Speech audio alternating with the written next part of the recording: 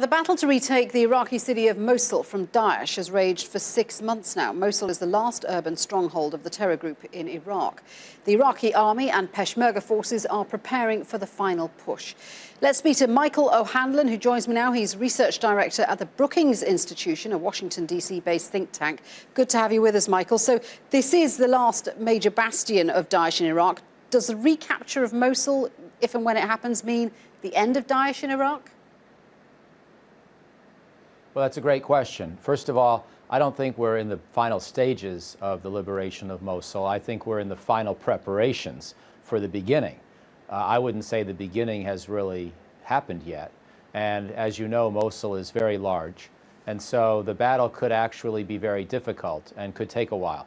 So as you just pointed out at the end of your question, indeed, we should be thinking about not only when Mosul is liberated, but if. I believe it will be liberated, and perhaps this year, but I'm not going to assume anything is guaranteed, because this could be a very difficult fight.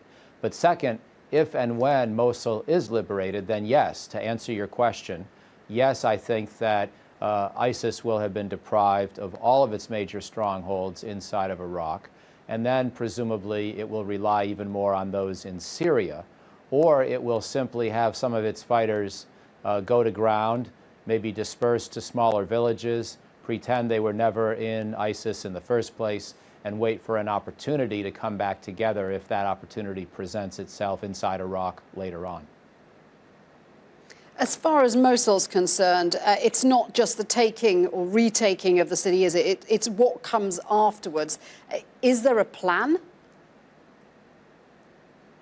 Well, I think there's a plan, but it's somewhat vague, and I'm not completely convinced it's good enough.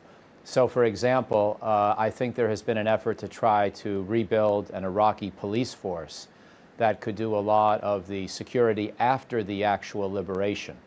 We know that we'll probably see a combination of Shia militias, Peshmerga, and Iraqi army forces liberate Mosul.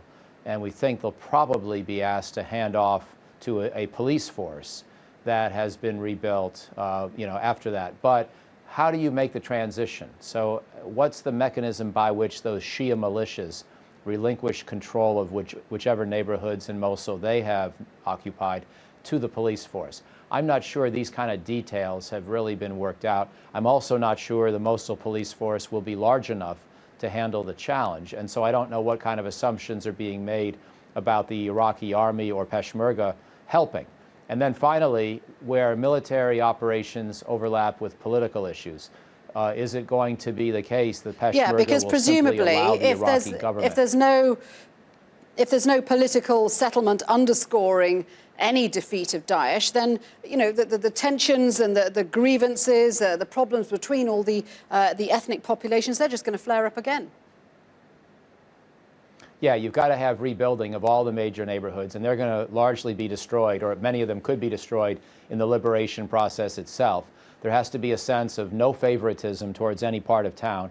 And also the Kurds need to actually liberate and then give up whatever part of Mosul they are able to take, rather than being tempted to try to keep some of it inside of an enlarged Kurdistan. So there are a lot of challenges here. And again, I haven't seen a plan that's detailed enough to make me happy that we really are going to see everything work out smoothly. David Petraeus just wrote a Washington Post article a couple days ago in which he expressed concern about some of these post-liberation challenges.